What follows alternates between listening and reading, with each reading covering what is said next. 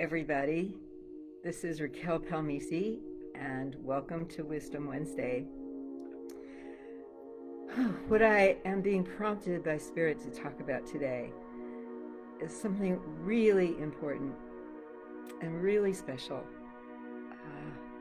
Something you might find a little different than your normal way of thinking. So I'd ask you, as we get started, to take a few deep breaths and kind of relax into the energy field that we're sharing together. Breathing all the way in and then letting it go. So powerful, the breath. Such a big medicine that we have as we breathe. So feel it, feel all that air and energy coming into your body, and hold it there for a minute, and then let it go.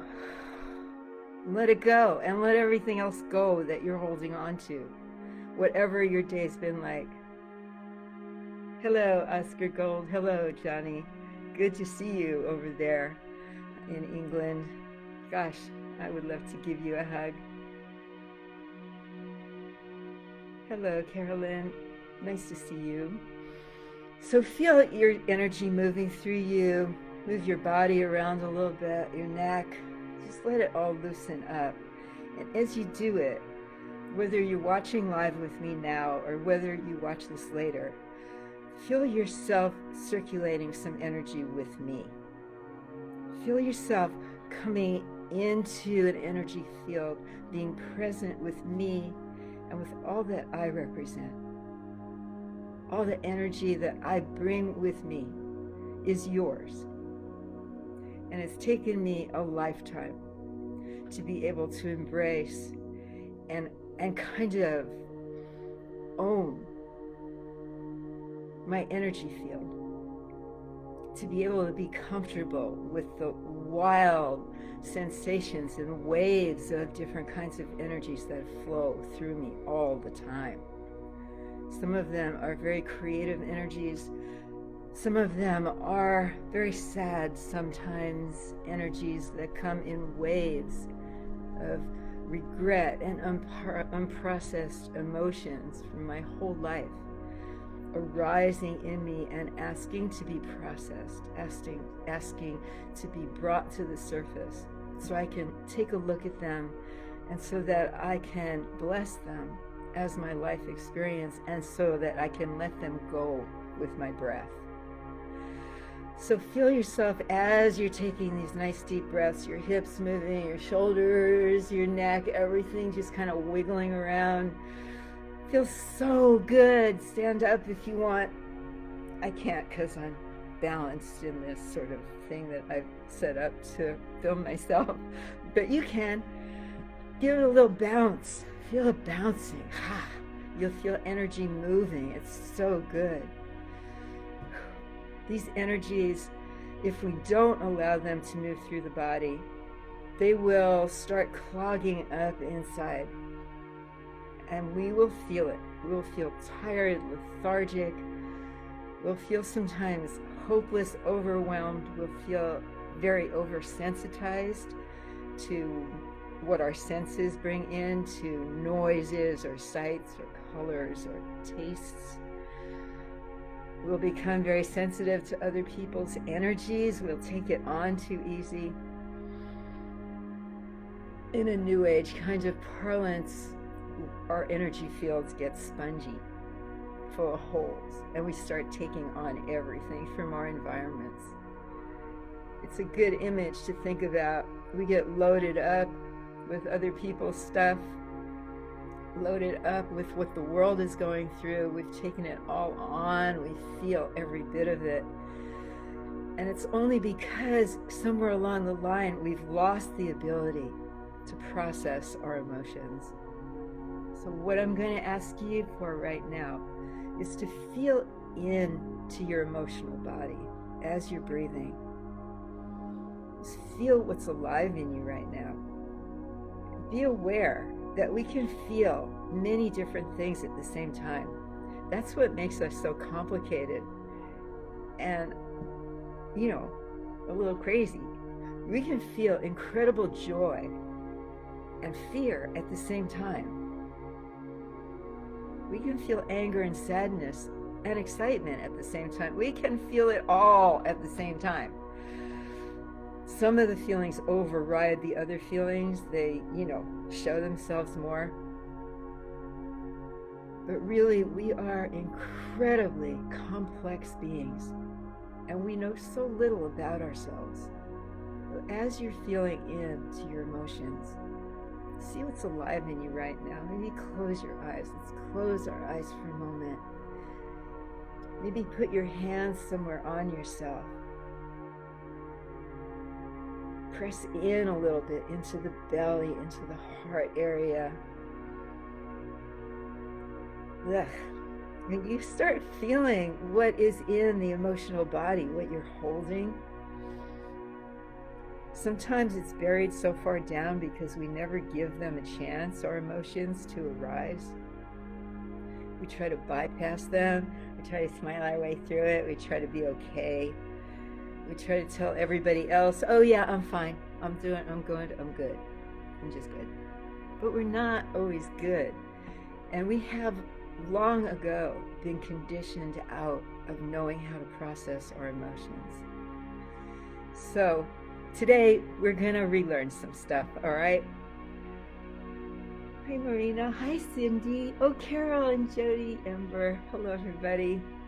I'm so glad you're with me, thank you.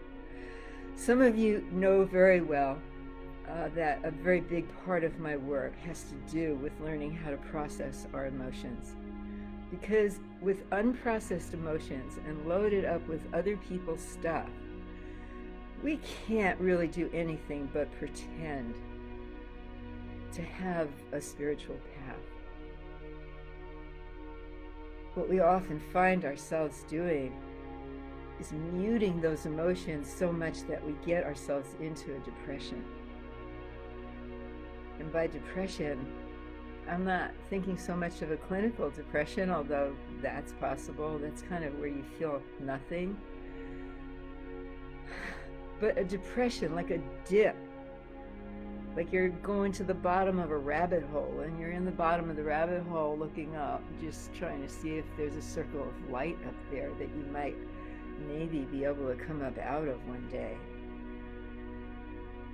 It's very dark in there. Your own voice echoes back at you. Your own history becomes meaningless. And instead of looking at it like an amazing experience over decades, maybe, depending how old you are, instead of becoming a lesson plan to be valued, it can feel like a big nothing. It can just feel like a bunch of assorted mistakes and regrets. And then we're really in the bottom of the rabbit hole. So as you're breathing, feel deeply into your emotional body. Feel what kind of state you're in. We've been in quarantine for a long time. Many of us have been locked away in our houses. Some of us have been very alone in this. Others are restless, and you know the whole drill of this. We can feel a lot and we can feel nothing at the same time. So what I want to talk to you about today, the most important thing that I can talk to you about in this moment, is about anger. And boy, do we have it wrong about anger. As soon as we're born, as soon as we're young children, a baby has a little fit of anger, his face gets really red, he lets out a scream. He doesn't like anything. Maybe he's got a rash, he's really mad. And the parents, because of their conditioning, the first thing the parents do is try to comfort the baby. No, don't cry, don't be mad, it's okay. Let me see, what's wrong? Anger is made wrong right from the beginning of our lives. Much in the same way as our tears are wrong. Oh, don't cry. What, are you hungry? What's wrong? Wrong. We're made wrong for our emotions. if the baby is scared, if the baby doesn't know what to do, if the toddler is trembling, oh my God, what are you afraid of? Right away, the little kid is in therapy with the parent, having to try to explain something that they don't have a clue how to put words to. Think back in your life and feel all the ways that you got shut down emotionally, where instead of being able to express and process and release these overwhelming feelings, we get shut down with it. We become people pleasers often. We want to make our parents happy. We want to make them love us. So if we feel that that's wrong, I've got a message on here. Go away.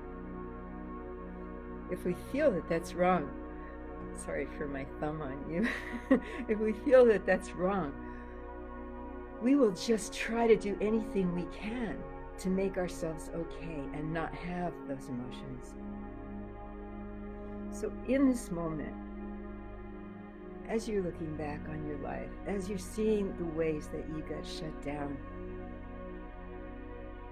understand that this conditioning has been going on for too long, and it's time for it to change. I learned about this early on, thankfully, when my daughter was born. I knew that it was really wrong to suppress her emotions, and she got to have her rage when she wanted it right from the get-go. If she was in her crib, standing up and holding the bars and letting it rip, I just stood there and encouraged her. I said, yeah, come on, girl. Let's have at it. Same with her tears. She became so okay with her emotional body that she has actually grown up to be the kindest, most understanding, compassionate, rabble-rousing, creative, amazing woman I have ever known. I know I'm a little partial, but even if she wasn't my daughter, and there's hundreds of you out there who know her that know the truth of this, she became a leader, an inspiration to all her friends. Everybody wanted to be at our house all the time because of her. I am wearing a piece of jewelry she designed, which is a phoenix. I hope you can see it. And no one knows better than my daughter Justine what it means to have a phoenix rising out of the ashes, out of the fire. Because without the fire, how would the phoenix have ever cleaned herself out? How would she ever have faced into the anger of her fire and decided to rise up out of it and fly? If she denied the fire in herself, she probably would have just died, this phoenix. And the whole mythology around the rising up out of the ashes of the fire would never be told, would never be handed down through generations and generations. So thank you, Justine, for my beautiful gift and for the gift of you. Our anger, because so much of it is unprocessed, we're so uncomfortable with it. If you looked at me right now and I suddenly just said, "Ah!" How does that feel to you? How do you receive that? Does it make you want to back off? Does it make you feel weird? Do I look funny? Are you laughing at me? How many of you are actually embracing that little discharge of my emotions that I gave to myself? How many of you would allow me to just rage at my life for a few minutes and say all the stuff that's on my mind, all the hateful, bitter, cynical, awful stuff that needs to come out of me? How many of you would encourage me to breathe? Let it rip, Racquel, let it rip. Maybe I'll get out a set of drums and just accompany you with a drum beat and let you go for it. How many of you would honor my emotional body in such a way that I could heal myself with you? I'll tell you, I would honor you and the many, many, many people that I have worked with, and whoever is with me right now that's worked with me knows it, knows how transformative it is to face in to the anger and rage that we hold because we've never, ever been allowed a healthy way to release it. We try to think our way through these things, and that's really a joke. We'll sit on an analyst couch and, my mother did this, my father did that. And we'll try to find the stories that give us a clue to understanding where the anger comes from, but we leave there and it's all still there. In fact, maybe it's even triggered, and we drive home like, Rah! Not too good to be feeling that on the highway, right? We end up with these plastic smiles on our faces sometimes that almost look like a grimace, where someone who is astute and tuned in energetically can just feel the energy behind that smile, the raw anger that's back there. So when do we get to really embrace these huge waves of emotion that can flow through us? When do we get to learn how to support each other, to find healthy ways, to slam the pillows, to be a witness for each other as we release, as we teach our children, mommy's really like in a bad mood today. Mommy's gonna go slam some pillows. You wanna do it with her? Yes. Teach your children, please, teach your children to honor these big emotional flows instead of making them wrong for having it. And the world will be a different world that they create when they grow up, I promise you. And my daughter is testament to that, and she will tell you that herself. And she treats her son that way as well. It is an expansion of consciousness. And you know what happens when we don't process through these emotions? We project them out onto other people. So we're ticked off. We project it onto our mates because they're mirroring something back to us that is actually ours. And we'll get mad at them. And then we'll make a story. And then they're mad at us. And neither of you knows how to actually say, whoa, wait a minute. Let's hit the pillows. Let's just at least release the energy of this so that we can address any problem that might actually be there. Let's take care of our emotional body as well as we try to take care of our physical body. We can take vitamins and minerals and acupuncture and everything all we want. But if we don't find ways to release, I've got my thumbs digging into your muscles right now, because a lot of this stuff stores and lodges in our physical bodies.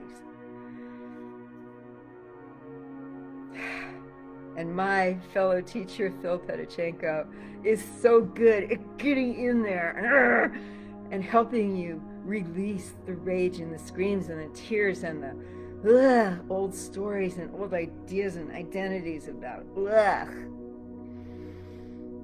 And he will just sit there and encourage you. Good. More. Ow, Phil, that hurts. Yeah. Let's get it. I don't hear you, Racquel. Louder. It's so wonderful. The opposite of that is walking around loaded with this stuff. feeling incredibly negative about the world we live in. There's a lot to feel negative about right now. Come on, yes. But when we don't process through that, we start feeling not negative, but we start feeling hateful. We start making the other wrong, someone who might have different views than us, someone who might see things a little differently than us. We'll even laugh sarcastically at them. We'll hate them. In this country, and I think it's probably the same where you are, Oscar Gold, the divisions between us are so sadly and horrifically wide. We can't even make bridges at this point. And the news that I have to tell you, and I think you'll agree with me if you think about it for a minute, is that what causes these divisions and rifts are a whole lot of unprocessed anger in us. If you look at all the phony smiles of so-called spiritual people, from church goers to New Agers, and I'm sorry, I don't mean to hurt anyone's feelings, and I don't really want to generalize and put everybody in one basket. I don't mean to do that, but look around at some of the most fanatical people that are the worst polarities in our society, and you'll see people like this. And that scares me more than anything, because right behind that smile is a rage that is simmering, that is destructive. Indeed, at the macro level, our democracies are in trouble because we are not able to cooperate with each other. We only are knowing how to be in conflict with each other. And that conflict, the source of the need to be in conflict, is the rage in our emotional bodies and the ongoing trauma that holding that anger keeps perpetrating on us. It gets stuck everywhere. If you move your body, even trying to move it, you might feel resistance. That body might not even want to move. It'll fight you. But if you can move it, you'll start feeling where these little spots of stuck energy, of pains that don't have any real reason to be there, except they hurt. And some of them are scary. Women can get a lot of this clogged energies in their breasts. It's scary. A lot of it. Our voices can get crackly because our throat chakra is stymied. We're choked off. We're not expressing our truth. We can't even find our truths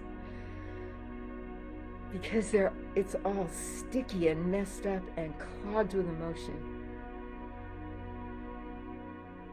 So as I'm expressing this to you, every word that I'm saying is coming from a place of clarity because I've taken the time to clear my emotional body. And even as I'm talking to you, I am feeling this so strongly. You can feel me emotionally. I'm not putting it on you. I'm not asking you to take it on. I'm not asking you to feel sorry for me or anything, because I know what to do with this stuff.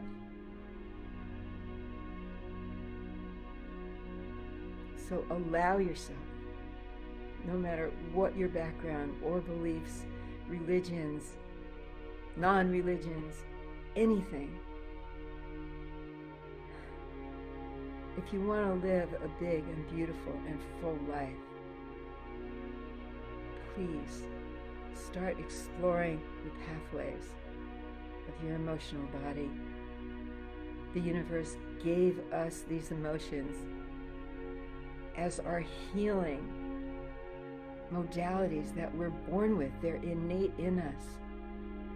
Why do we discard the most important and beautiful parts of us in this life more and more? Why are we in denial of our own sovereignty, of our own self-healing practices? Why do we keep looking outside ourselves for others or modalities outside of ourselves to take away our pain, physical, mental, emotional, spiritual, when everything we need, unless we're really sick, everything we need is right in us, waiting to be discovered, unwrapped, and used. So the more you practice your breath, if you take a deep breath now that we've been talking about anger, you can feel it. It's frustrating staying indoors all day. Maybe you've lost your job. Maybe you have 3 kids running around driving you crazy. It is frustrating. Breathe it out. Scream it into a pillow. Release the energy. Let your body shake it out. Shake it out. If you're scared about something, if you're anxious, if you're trying something new and you can't seem to get it going, you just feel clogged and noisy, let yourself shake, let yourself tremble and feel it.